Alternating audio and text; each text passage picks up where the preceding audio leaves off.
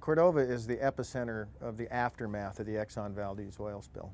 1989, in March of 1989, when that tanker went aground, Cordova was alive with herring fishermen. It wasn't quite herring season yet, but almost. We were just weeks away from our spring herring season, and that oil spill occurred. And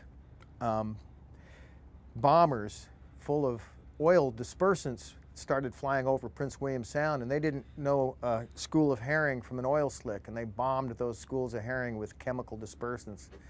And herring came up at night and sucked air to fill swim bladders and air bladders and sucked in oil, and they spawned on oily beaches, and son of a gun, the doggone herring died off.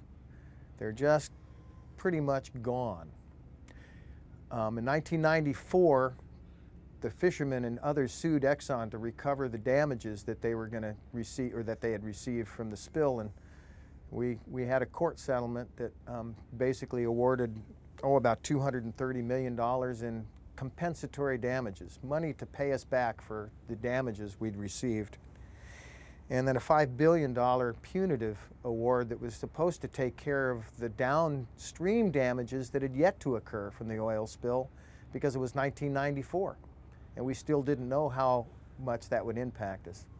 Here it is, 2008. The Supreme Court just said that we could only really deserved another $250 million to supposedly pay us back for compensatory damages, all based on 1994, but the damages didn't stop. In Prince William Sound, there's still stinky, lingering, thickly goopified oil right under the gravel on a lot of the beaches.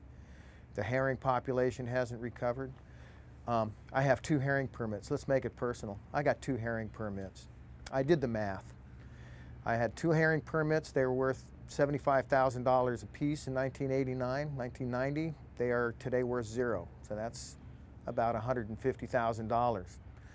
I had about $50,000 worth of herring harvest equipment that I've had to liquidate. That's $200,000.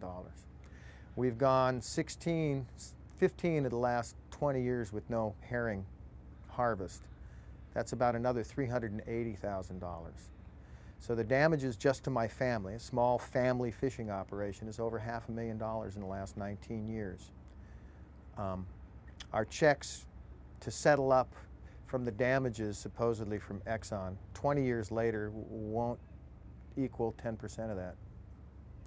So the lesson from these big oil spills is A, the oil companies won't make you whole, and B, the damage is still going on 20 years later, and there is no way fishing dependent or natural resource dependent communities will ever recover from major oil spills, at least during the lifetime of the people who were there when the spill happens.